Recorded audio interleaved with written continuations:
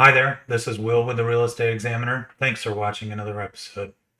Today I want to go over something fundamentally important to the MMA approach.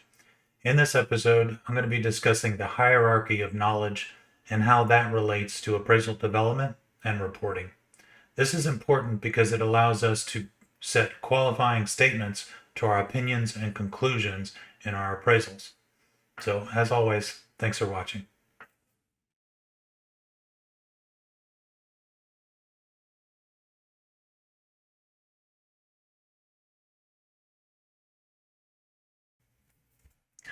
Okay, so background story. Let's make a setting so that we can apply this to our knowledge hierarchy and then be able to learn it a little bit better. So appraisal A has developed an opinion of value for $115,000. And appraisal B has set a developed opinion of value being $200,000 for the same subject property. There's a difference in opinion of value, fairly significant one. And one of the biggest things that appraisers can do in their appraisal assignments is create qualifying statements for their opinions and conclusions. One of the things that we can do is talk about the amount of data that we had to develop our opinion and the reason that we came to our value conclusion. A lot of times this isn't done in relation to reliability and validity of the data, and more importantly, the analysis behind what we did. So we have these two different opinions of value, and the homeowner or the borrower sees these differences in opinions and files a complaint with the state board. One of the big things that's going to protect an appraiser is making sure that they have an excellent digital work file, but also that they reported the results with qualifying statements. If you make a developed opinion of value and you say that the property is worth $200,000, period, and you don't talk about how accurate your analysis was through no fault of yours due to a lack of data, well, you haven't really given the full picture on how you developed your opinion of value. And that's really important. You have data, you have information, and then you have knowledge that you derived from that information. How did you apply it, and how accurate are they? So, some different qualifying statements that an appraiser could use that may have had a complaint or not is the number of comparable sales that are relevant indicators of value in the subject neighborhood versus in the market area. If you have few comparable sales to derive an opinion of value, then you have less indicators of value. With that in mind, if you have less indicators of value, then your developed opinion is actually less reliable. Let's say that you had 10 comparable sales, all on the same street, selling within the last 90 days, and they are picture perfect mirror examples of the subject property. Obviously, if they all sold for the same amount, you know what the subject property sold for, is worth. But if you have 3 comparable sales and they're over 2 miles away in different neighborhoods, then you're not necessarily having the same reliability and validity in your analysis. These are really important factors for you to communicate in your report, and that requires the hierarchy we're about to learn. Another example of a qualifying statement that we can talk about is how the subject property differs from the comparables data set. Another is the use of extraordinary assumptions and how, if found to be false, could influence the opinion of value. Another could be the market trends currently versus typical long-term trends and how that may influence the opinion of value over the lifetime of the loan. I understand that it is important for appraisers to develop an opinion of value as of a specific effective date, but in very rapidly appreciating markets, how reliable is that information that you've developed an opinion? It could be worth that value of $200,000 for that one day, and then 3 months later down the road, the market could crash.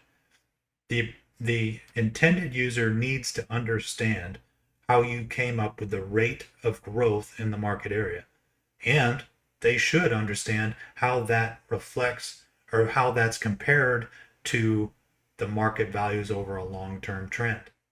This is a strong influence on reliability of appraisal results. Appraisal results are not all equal. I'll say that again. Just because you developed a credible opinion of value does not mean that your appraisal results are just as reliable and valid as another appraiser's results. It's not because they did better. Maybe they just had more data. Perhaps their analysis was more comprehensive. There's a variety of issues, some of which are not actually your fault. And that's the importance that I'm trying to get everyone to understand. Not all appraisals results are equal. So, major thing to learn in this episode. Appraisal results are not all equal. Let's say appraisal A has developed an opinion of value being $115,000, and appraisal B has developed an opinion of value of $105,000, while appraisal C has a developed opinion of value being $200,000. The appraisers who wrote appraisals A and B have had complaints filed against them for appraising lower than appraisal C. This is important because now we see complaints like this more and more often because someone has not confirmed their own opinion of value through an appraiser. That shouldn't be the case. This happened due to no one understanding why these appraisals are so much lower. The homeowner can find out why through their appraisal board, or the appraisers need to respond appropriately. 3 common traits of these appraisals. No one understands how the opinions of value were developed outside of each appraiser using different comparable sales. That's all the intended user can see. That's an issue. There is no qualifying statements regarding the validity and reliability of the approaches to value. This is important. One of the things that I teach as a student of value is we talk about the reliability, validity of appraisal assignment results. We talk about the data, how much data we had, and the analysis applicable to those data sets. Here are some examples of qualifying statements for conclusions and opinions. The number of comparable sales that are relevant indicators of value in the subject neighborhood versus in the market area. How the subject property differs from the comparable sales data set. The use of extraordinary assumptions and how, if found to be false, could influence the opinion of value. The market trends currently versus typical long-term trends and how that may influence the opinion of value over the lifetime of the loan. The completeness of data for each comparable sale used. The rationale behind using some comparable sales versus others, and how strong indicators of value the sales used were. The level of analysis available for your data set and what standards were met within that analysis. The ease and application of the principle of substitution that supports your developed opinion of value, and why or why not. There's a whole lot more to them. If you haven't seen my Students of Value qualifying statements, you can see them in a link above here or here, I'm unsure. But I also have a Facebook group called Students of Value. You're welcome to join that as well. So we went over a lot of information just then. We went over qualifying statements and reliability and validity. How does that relate to the wisdom hierarchy, the knowledge that we need to talk about? Well, let's start at the bottom. Data is raw, uncoded, unrefined observations. For real estate, these are closed prices on closed dates for particular properties. Data lacks meaning, organization, and structure. It is a responsibility of appraisers to develop these 3 things to construct information and knowledge. And finally, have the ability to choose the correct data, information, and knowledge, and apply it appropriately, also known as wisdom. So we have the data level. Now the next step in the hierarchy is information. What is the difference between data and information? Information is generally summary statistics, aggregates of data characteristics, and identifying patterns in the data. such as the total number of comparable sales in a market area, or the total sales volume of a builder, or the months of inventory available in a neighborhood. It is the number of available comparable listings, seller concessions averages, and the average dollar per square foot of a data set, and much more. So now that we have data and we have information, we can talk about knowledge. The next step in the hierarchy. This step organizes information and is generally described in models that I've actually demonstrated. It is often considered the understanding of correlative, causal, and logical relationships in information and organizes information among these characteristics. These relationships are assertions that constitute rationality in the sense of being intelligible and supported with good evidence and are reasonable. Notice the two qualifiers in this statement: intelligible with good evidence and reasonable. Without an assertion being intelligible with good evidence, the assertion will no longer be reasonable for our purposes. With that in mind, however, an assertion can be reasonable, but not intelligible and supported with good evidence, which is inappropriate for our use in the MMA approach. This is a fundamental understanding of the difference between a traditionally developed appraisal and an appraisal using the MMA approach. We must, as professionals, hold ourselves to this higher standard. So let's go through a couple of the different relationships in knowledge. Causal observation examples may include the revitalization of a quality school results in increasing neighborhood values over multiple years.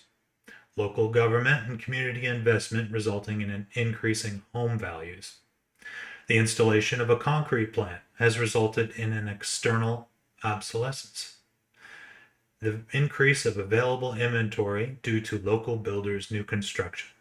Inventory meeting demand in the market area and increasing sales prices.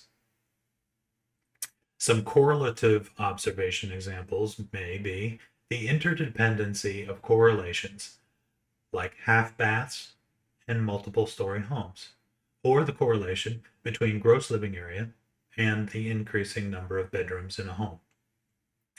Logical relationship examples. The identification of comparable sales through market segmentation analysis in contrast to the whole data set. The identification of an outlier in a data set.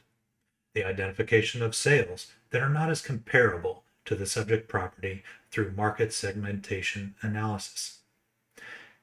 The identification of significant factors of value that are relatively weighted influences on value. These are a few of the relationships and knowledge that you can obtain using the MMA approach. If these are some things that you haven't heard of, that you don't quite understand, and if you want to know more, they will be in the following videos. So please stay tuned to those. They'll be there. I want to take note and reinforce the two qualifiers again regarding knowledge. Intelligible and well supported, as well as reasonable. How much information have you derived as a professional that was both well supported and reasonable? According to USPAP, appraisers need to be reasonable, but well supported is hardly mentioned, if at all. Although implied, and surely more credibility is given to value conclusions that are well supported, it is important to note that you don't necessarily have to be well supported when you develop conclusions and opinions. You just have to have some evidence.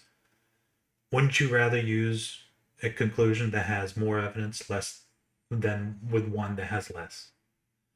This is an excellent opportunity to elevate the profession by participating in these higher standards. And finally, in the wisdom hierarchy, we have, after knowledge, wisdom. Wisdom is essentially the experience of data analysis, and the accumulation of knowledge allows you to make the correct and best decisions available for applying your knowledge, obtaining the information from your data set, and using the correct data. easy or not. So why is all of this important? Well, we talked about qualifying statements earlier. The hierarchy is important to understand, as the more models and information you develop, the more knowledge you can gain. In addition, understanding the relationship between information and knowledge allows for better application to reporting appraisal results and qualifying what you are saying in varying degrees of reliability and validity. You can report the information developed from the data, but you can also report the correlative, causal, and logical relationships identified, also known as knowledge, with qualifiers like grading your data set and showing how you use that knowledge in your appraisal development. Although reporting of knowledge is typically done in summary form, it is often done without qualifying statements, such as the appraisals that we looked at earlier in the video. This is important to limit liability and provide valuable information for the user of the report. Let's say that appraisal C had been developed for $200,000, but it only had 3 comparable sales used, and those sales were not in the subject neighborhood. There was no need to use those sales outside of the neighborhood because all significant factors of value were able to be bracketed using comparable sales within the neighborhood. Those comparable sales developed an opinion of value for the first 2 appraisals, A and B. So while there may be more credibility to appraisals A and B, if they haven't discussed the amount of analysis and the qualifying statements in their appraisals, then it doesn't necessarily show that they aren't equal to appraisal C in validity and reliability. And therein lies the problem. If we had the qualifying statements and information regarding reliability and validity for all the appraisal assignments A, B, and C, would a complaint have ever really came about? Wouldn't it just require some discussion by each appraiser with the homeowner? I really want to reiterate this. I can't say it enough. Not all appraisal reports are equal. Valuation professionals should not report appraisal results with the same amounts of validity and reliability, and certainly not mentioning validity and reliability at all. The profession has been tailored to not provide qualifying statements and limiting conditions for assignment results, yet we can, and we should. Traditional appraisal methods fall short of reliability and validity in acquiring knowledge through modeling. Attempting to glean knowledge from a data set by scrolling through the MLS listing system and checking on the sales map does not allow you to grade the data and observations. You've developed no models. You've literally just chosen your comparable sales out of the neighborhood, and that's it. Inherently qualifying your information you gather and the knowledge you develop through modeling is important. It backs up your digital work file and it creates more information for the intended user.